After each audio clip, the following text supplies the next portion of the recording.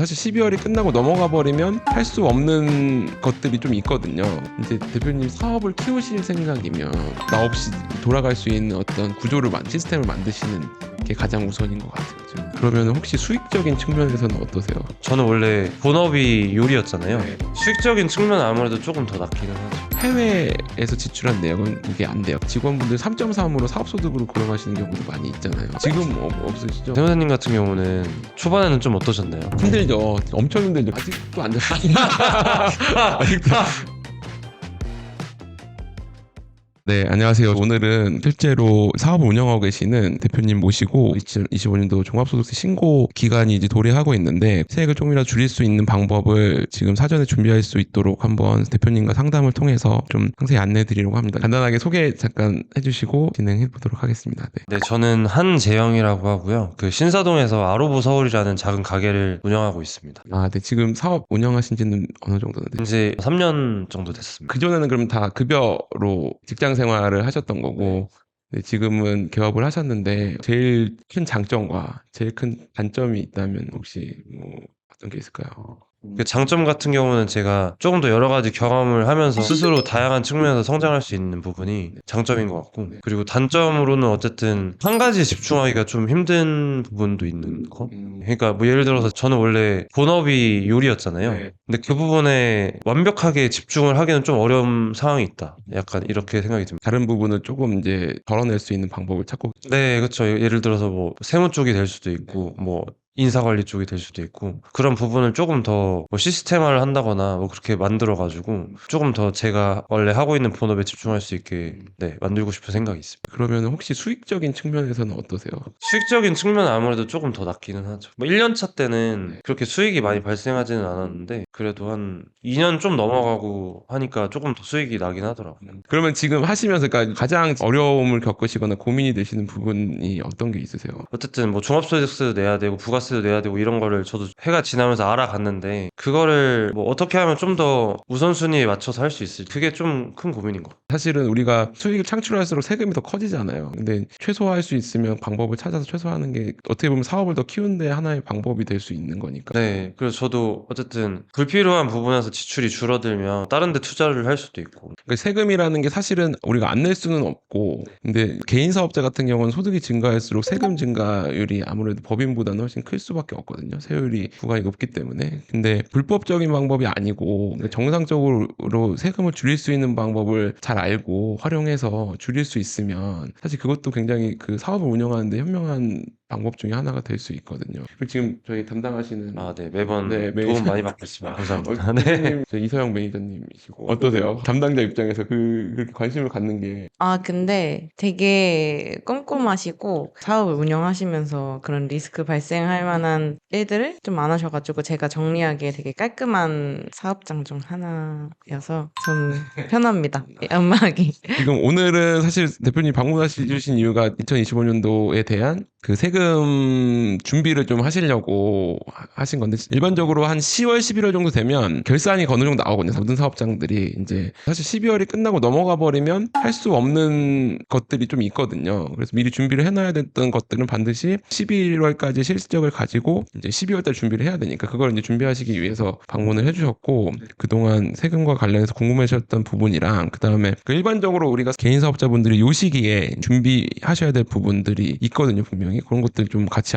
얘기해보고 그리고 이제 개인 사업장을 운영하시면서 애로사항들을 한번 저희가 좀 상담을 드리는 시간을 갖도록 해보겠습니다. 이제 대표님 사업장 같은 경우에는 지금 작년 대비해서 한 매출이 한 28% 정도 증가하셨고 판관비도 한 15% 정도 늘어나신 것 같고 근데 이제 이익이 작년 대비해서 거의 2배 늘어나셨어요. 그래서 올해는 작년보다는 세금이 좀 나올 수밖에 없는 상황인데 처음에 문의 주신 게 이제 지금 구조에서 추가로 비용 처리 가능한 항목이 있는지 그래서 이제 뭐 예를 들어서 일용직 알바를 했었다거나 아니면 또 일시적으로 인건비를 지급을 했는데 그런 부분들은 통장에서 그냥 급해서 돈만 내보내고 원천세 신고를 안 하는 경우가 있거든요. 근데 원천 신고를 안 하게 되면 경비 처리가 안 되니까 저희가 그런 부분들을 한번 대표님께 여쭤보고 추가로 인건비 반영할 것들을 저희가 반영을 해드릴 거고 그리고 사업과 관련돼서 현금으로 나가는 것들 일반적으로 뭐 경조사비, 뭐 사업 거래처 결혼식이라든지 장례식 이런 것 가서 이제 부의금을 한 경우 그래서 그런 것들은 현금으로 지출하셨어도 청첩장이나 부고장 이런 거를 증빙을 하고 현금 뭐 출금한 내역을 가지고 경비 처리가 가능한 부분이어서 그런 것들을 이제 조금 정리해서 주시면 추가로 경비를 반영해 드릴 수 있고, 이제 우리가 증빙을 받지 않고 통장으로만 나가는 것 중에 대표적인 비용들이 우리 금융 관련 비용들이 있거든요.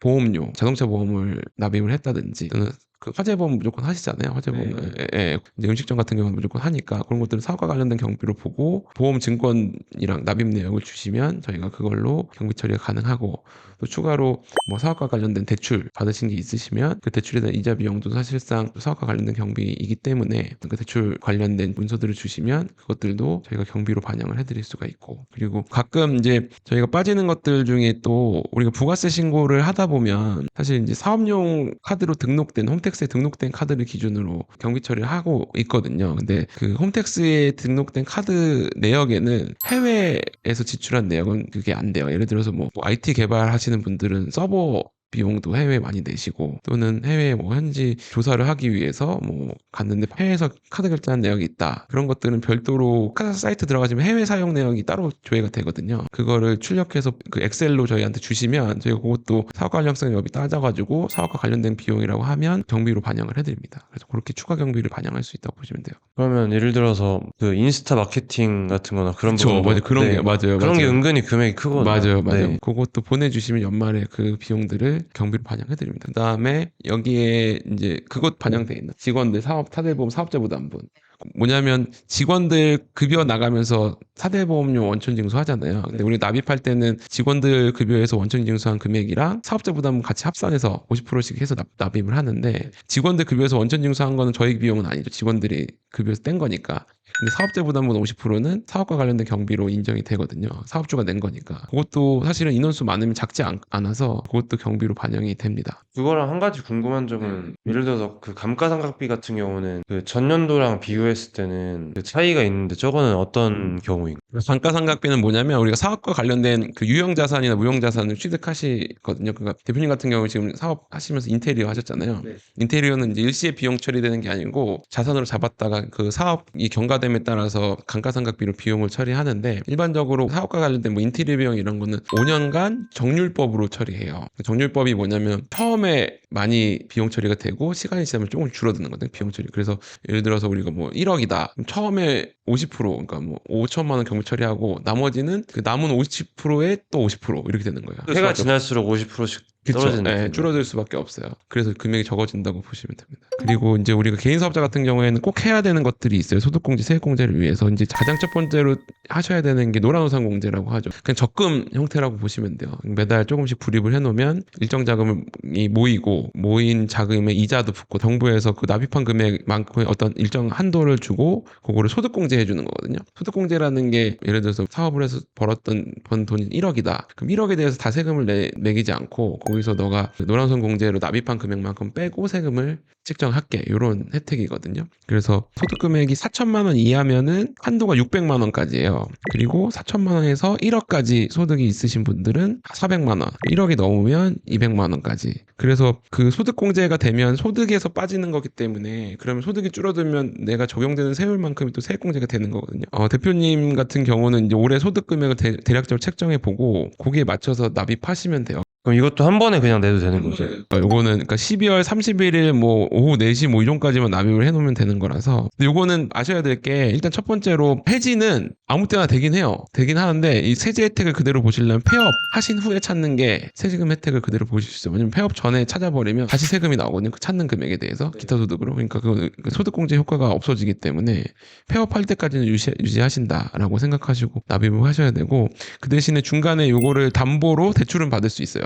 90%까지 뭐 저리로 받을 수 있다고 하니까 여기 뭐 만약에 자금이 필요하시면 해지하지 마시고 차라리 대출을 받으셔서 운용하시는 게 좋고, 그리고 나중에 뭐 이제 압류나 차압이 들어가도 요거는 건드리지 못한다. 그다음에 거기에 추가로 이제 하셔야 될 게 IRP, 연금저축 요거 두 개인데 일단은 연금저축은 나중에 이제 연금 형태로 받을 수 있는 저축이 되고 그다음에 IRP도 퇴직연금 같은 형태 그래서 개인 사업자의 퇴직 후에 연금을 보장해주기 위한 상품이라고 보시면 돼요. 그래서 요거는 최대 한도가 연금저축에 600만 원, IRP에 300만 원 이렇게 넣으시면 딱 되거든요. 근데 이게 보통 처음에 가입하고 나서 이거는 원래 매달 꾸준히 하는 느낌인 거죠, 얘도. 원래는 그렇게 하셔야 돼요. 원래는 그냥 매달 그냥 정기적으로 납입하시는 건데 이제 세액공제 혜택을 보기 위해서 일시에 납입해주는 것도 인정을 해준다. 올해 한도까지는. 그리고 추가로 또 주시는 질문이 저희가 사실은 세액공제 적용을 하고 있잖아요. 저희가 이제 일반적으로 개인 사업자 같은 경우는 무조건 검토해보는 부분들이 첫 번째가 중소기업 특별세액 감면이 있고 그리고 뭐 창업을 하셨을 때는 뭐 청년 창업 세액 감면, 그다음에 일반적으로 이제 서울에서 하시면 일반 창업은 안 되기 때문에 청년인 경우에는 50%까지 감면이 되고 두 번째가 고용증대 세액 공제, 직원을 채용했을 때 그다음에 연구개발비 이런 것도 한 연구개발비에 해당은 안 되시니까 그렇게 꼭 검토를 하는데 지금 대표님이 작년까지 받으셨던 게 청년 창업 세액 감면 50%를 받으셨고 고용증대 세액 공제도 받고 계시고 지금 저희 질문 주신 게 둘 다 중복 적용이 가능하냐라고 물어보셨는데 이게 여기 저희가 이제 간단히 세액 감면과 공제에 대해서 조금 설명을 드리면 이제 감면은 뭐냐면 쉽게 말해서 할인이에요. 할인이라는 거는 내가 내는 돈의 몇 퍼센트를 깎아주는 거잖아요. 내는 금액이 클수록 감면 혜택이 더 크겠죠.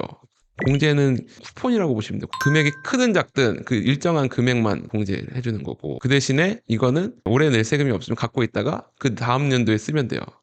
근데 이제 기한이 있어요. 10년 동안만 쓸 수 있는 거라서 어쨌든 청년 창업 세액 감면이랑 고용증대 세액 공제는 중복 적용이 가능하다. 근데 이것도 최저한세라고 해서 무조건 다 받을 수 있는 건 아니고 우리가 최소한 요만큼은 내야 되는 그 비율이 있어요. 고용증대 세액공제 같은 경우는 그럼 인원수당 1,100만 원인 건가요? 이게 바뀌어가지고 고용증대 세액 공제가 그러니까 청년인 경우에는 1,450만 원까지 돼요. 근데 그게 한 명이라는 게 월 평균 한 명을 계산을 해요. 그래서 예를 들어서 12월 달에 입사한 직원은 0.83명 이렇게 되는 거예요.